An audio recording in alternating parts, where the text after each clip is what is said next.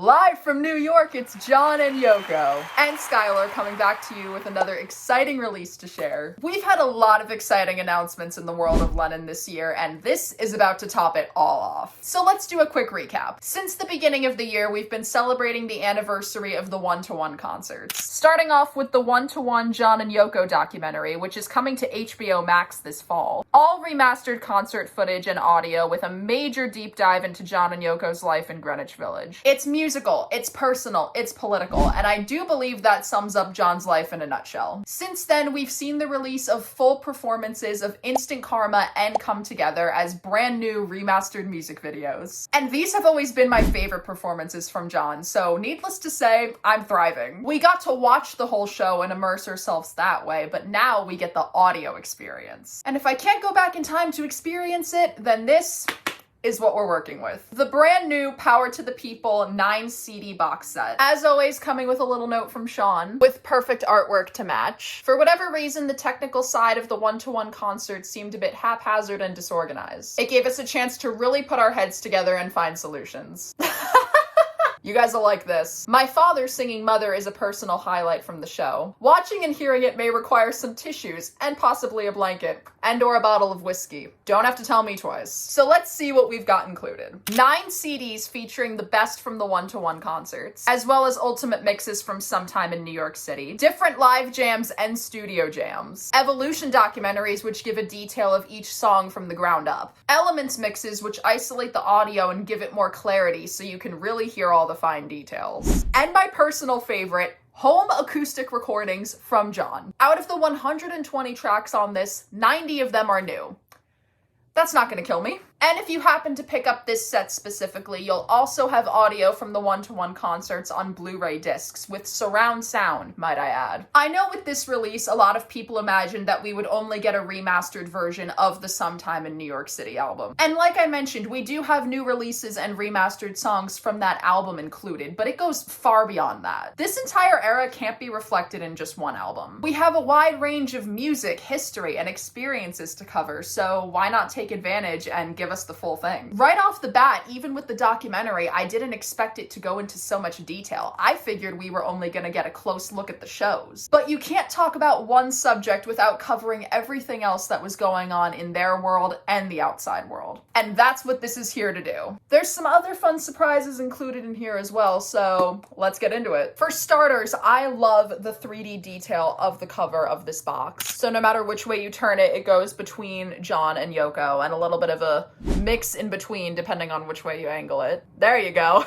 It's the little details like this that just make it so fun. Even the CDs still kind of have that 3D effect going, as you can see their faces transform. I still don't think anything will top the blacklight artwork from the Mind Games box set though, but that's just my opinion. Besides the CDs I just showed you all, we also have this 204-page book, which includes a history of the music that John and Yoko created during the time, as well as photos and lyrics we've never seen before. I'll give you guys a closer look. A little shot of the audience from one of the shows. If you can spot yourself, do let me know. As you can see, it starts off with the details of their arrival in New York City, and little did they know the experiences that they were about to have. It also goes into some details of the live jams that are included, and the home jams, and there's doodles like this all throughout the book, you guys. Even photos showing what some of the original tapes looked like with John's handwriting. Their very first home on Bank Street before the Dakota, it covers everything. All of the details behind the recording of the album. I could spend a whole video just covering this book alone. Whether you're a super fan, whether you're just getting into John's music and you want to learn more about him and the history of the shows, as well as John's early years in the city, then you will want to brush up on your history with this. Because either way, you're going to learn something new, and I'm glad that they're giving us this opportunity. We get to fully dive into 1970s New York and experience the world that they were living in, and getting their perspective as artists who were also trying to make it in a new city, and figure out how they were going to use their voices for this generation edition. Now, inside of the book, we had some little surprises, and I'm gonna get into the stickers first because y'all know that I'm a sucker for these. We have many with John and Yoko included on them. Free Bob Dylan. I wish I could get these as buttons. There's an idea. As well as some more political ones from the time. Very nice detail, very creative. We also have some postcards included, one with John and Yoko, and another with the Statue of Liberty, and it says sometime in New York City on the bottom. I just keep picturing that one photo of John posed with the Statue of Liberty, and that's all I can see with this one. Now, you guys saw the photo that was on Sean's card before, but what you didn't see is the poster that is included with this set. I think this is a perfect new addition for my wall. I don't know about you. Now, if you really want to feel like you're attending these gigs, you gotta have your tickets. These are replica tickets and passes that mimic exactly what they looked like from the concerts in 1972. And here's what absolutely blows my mind. $10 to see John Lennon.